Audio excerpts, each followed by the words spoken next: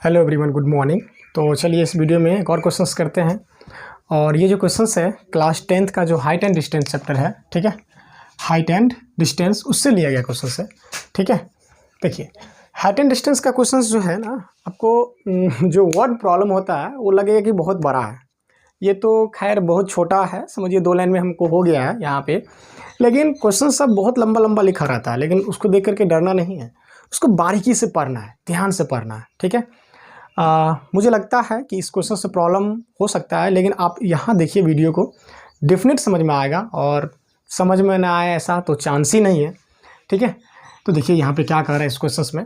और क्वेश्चंस को जब आप समझ जाते हैं ना, क्वेश्चंस क्या कहता है, अगर आप समझ जाते हैं तो समझिए आधा काम हो गया, क्वेश्चंस तो उसी वक्त बन गया। समझे ही नहीं और सॉल्यूशन स्टार्ट कर दिए तो फिर मुश्किल है, तब तो फंसना निश्चित है, ठीक है। देखिए इसमें क्या कह रहा है। सबसे पहली बात एक चीज़ और है इसमें कि हाइट एंड डिस्टेंस में आपको 2 तरह की जो थ्योरी होता है, एक angle of elevation and angle of depression. ये भी आपको बढ़िया से समझ में आना चाहिए कि angle of elevation and depression कब बनेगा, कहाँ से बनेगा, कहाँ पर बनेगा, किस स्थिति में बनता है angle of elevation, angle of depression. ये भी ज़रूरी चीज़ है। तो उसके लिए भी हम वीडियो बनाए हैं हाइट एंड डिस्टेंस का, तो वहाँ अब होगा तो हम आपको डिस्क्रिप्शंस में उसका दे देंगे video, angle of elevation and depressions का। अगर हम नहीं भी देते तो आप मुझे कमेंट में याद दिला देंगे कि angle of elevation and depression का क्या वीडियो है, तो हम आपको वहाँ पे कमेंट में दे देंगे, ठीक है। लेकिन उसको समझना एकदम ज़रूरी है, किस केस में, तब आपको क्वेश्चंस में कम गलतियाँ होगी। Angle of depression and elevation ही बच्चे समझ नहीं पाते हैं, तो फिर क्वेश्चंस कहाँ से सोल्व कर पाएंगे, क्योंकि इसमें 2 ही थ्योरी तो है, angle of elevation and depression, तो उसको समझना एकदम ज़रूरी है। तो इसलिए अगर आपको देखना हो तो आप मुझे कमेंट में बताएंगे, तो हम आपको वहाँ पे लिंक दे देंगे मेरे वीडियो का, ठीक है। चलिए देखिए इसमें अब यहाँ पे जो है क्या कह रहा है, देखिए from the top of a building 60 metre high, मतलब एक बिल्डिंग है जो 60 मीटर हाई है, उसके टॉप से, ठीक है, एक बिल्डिंग है जो 60 मीटर हाई है, 60 मीटर का है, 60 मीटर ऊंचा है, उसके टॉप से वो ऑब्जर्व कर रहा है। ऑब्जर्विंग पॉइंट कहाँ है, देखिए ऑब्जर्विंग पॉइंट क्या है, तो बिल्डिंग का टॉप है। तो from the top of a building 60 metre high, the angle of depression of the top and bottom of a tower are observe to be 30 degree and 60 degree. Find the height of the tower. देखिए angle of depression कब बनता है, जब हम किसी चीज को, किसी वस्तु को नीचे की तरफ देखते हैं। मतलब कोई वस्तु, कोई चीज हमारे आंख से जब नीचे होगा तो हमको गर्दन को झुकाना ही पड़ेगा, ऐसे ऐसे झुकाएंगे ना। तो इस स्थिति में ये जो हमारा साइट लाइन होता है, ये जो साइट लाइन है, और ये जो एक हॉरिजॉन्टल लाइन जो ग्राउंड के पैरेलल होगा, तो हॉरिजॉन्टल लाइन और साइट लाइन के बीच में जो एंगल बनता है वो बनता है एंगल ऑफ डिप्रेशन। तो इसके लिए वीडियो आपको हम बोल ही रहे हैं, उसको देखिएगा, ठीक है। और तो यहाँ पे देखिए, थोड़ा गौर करिए कि वो व्यक्ति जो है ना, जो भी है, वो ऑब्जर्वर बिल्डिंग पे है, और बिल्डिंग से वो एंगल ऑफ डिप्रेशन मेजर कर रहा है, किसका, टावर का। इसका मतलब ये है कि टावर छोटा है, टावर का हाइट क्या है, कम है, बिल्डिंग से कम है। बिल्डिंग ऊंचा है, बिल्डिंग क्या है, ऊपर है, बहुत ही ऊंचा बिल्डिंग है, और टावर छोटा है, तब तो वो टावर को देख रहा है, तो एंगल ऑफ डिप्रेशन उसको नीचे की तरफ देखना पड़ रहा है, ठीक है। तो जैसे मान लीजिए कि यहाँ पे सपोज ये हो गया इसका बिल्डिंग, ये हो गया क्या, ये हो गया बिल्डिंग, ठीक है, ये है बिल्डिंग, ठीक है, ये बिल्डिंग है, और ये ग्राउंड है, ये क्या है, ग्राउंड है। तो ये बिल्डिंग, अगर हम ए बी को हम बिल्डिंग मान लें, ये बिल्डिंग मान लें, तो हम टावर उधर भी, इधर भी, किधर भी दे सकते हैं। तो ये ग्राउंड है, टावर क्या हो गया, ये है टावर, ये हो गया आपका टावर, सी डी हो गया टावर, ए बी बिल्डिंग हो गया, और सी डी क्या है, टावर है। तो ये कभी भी जो है, ये दोनों ग्राउंड के साथ परपेंडिकुलर ही खड़ा होगा, तो 90 एंगल बनाएगा, ठीक है। A B building, A B क्या है, BUILDING बिल्डिंग, और ये हो गया टावर। क्या है ना कि ये चीज़ आपको समझना पड़ेगा, किसको ज़्यादा हाइट क्या बनाए, किसको कम बनाए। अब देखिए फ्रॉम द बिल्डिंग, बिल्डिंग के टॉप से, ये जो बिल्डिंग का हाइट है वो है 60 मीटर, ये क्या है, 60 मीटर, यहाँ से लेकर के यहाँ तक की जो हाइट है वो 60 मीटर है, 60 मीटर है। तो angle of depression of the top and bottom of a tower, tower के टॉप का एंगल ऑफ डिप्रेशन, मान लीजिए इसके टॉप का जो है ना, मतलब बिल्डिंग के टॉप से टावर के टॉप का एंगल ऑफ डिप्रेशन क्या बन रहा है, एंगल ऑफ डिप्रेशन यही ना बनेगा, ये वाला बनेगा, ये बनेगा कितना डिग्री, 30 डिग्री का बनेगा।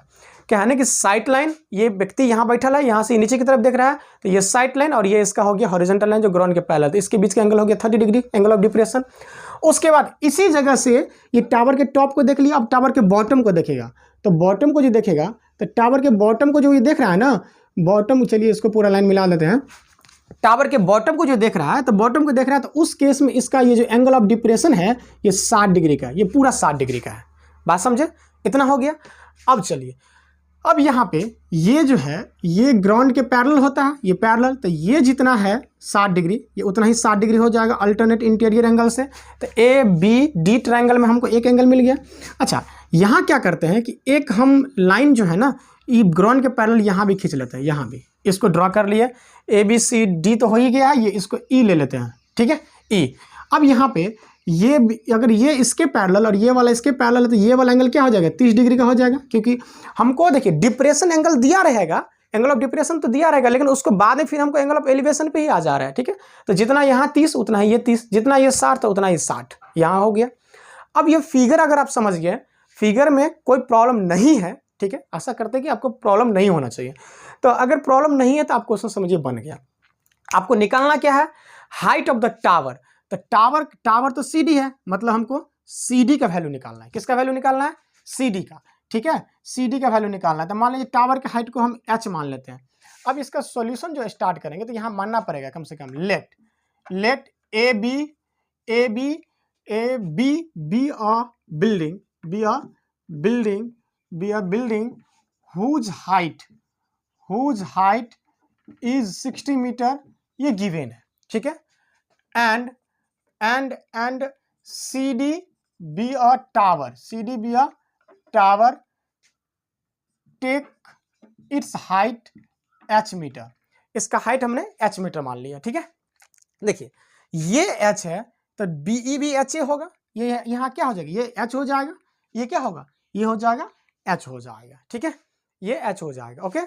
अब चलिए हम लोग क्या करते हैं, दोनों ट्रायंगल में अलग अलग एक ट्रायंगल जो है इसका यूज करते हैं, कौन सा, from triangle ABD, from triangle ABD triangle में, फ्रॉम राइट ट्रायंगल ABD में अगर हम 60 डिग्री लगा लें, ठीक है, 10 का डिफिनेशन क्या होता है, परपेंडिकुलर बाय बेस। तो 60 डिग्री इसके सामने वाला ये बड़ा वाला ट्रायंगल है ना, तो परपेंडिकुलर ये पूरा AB हो गया, ये पूरा क्या हो गया AB।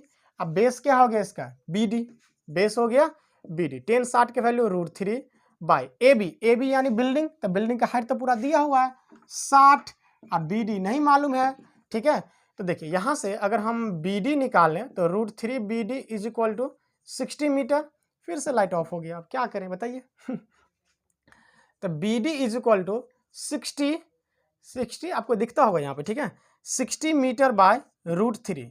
इसको जो आप सिंप्लीफाई करिएगा ना, सिंप्लीफाई करते हैं ऊपर नीचे मान लीजिए √3 से मल्टीप्लाई कर देंगे रेशनलाइज करके, तो ऊपर में हो जाएगा 60 √3, नीचे 3 से काट दीजिए 20 हो गया, तो 20 √3 हो गया। BD का वैल्यू क्या निकल गया, BD का वैल्यू जो है ये 20 √3 20 √3 हो गया, ये आपको BD ये 20 √3 हुआ, ओके, 20 √3 जो है BD हो गया, BD 20 √3 हुआ। उसके बाद जितना BD होगा उतना ही CE होगा ना, उतना ही क्या होगा CE हो जाएगा।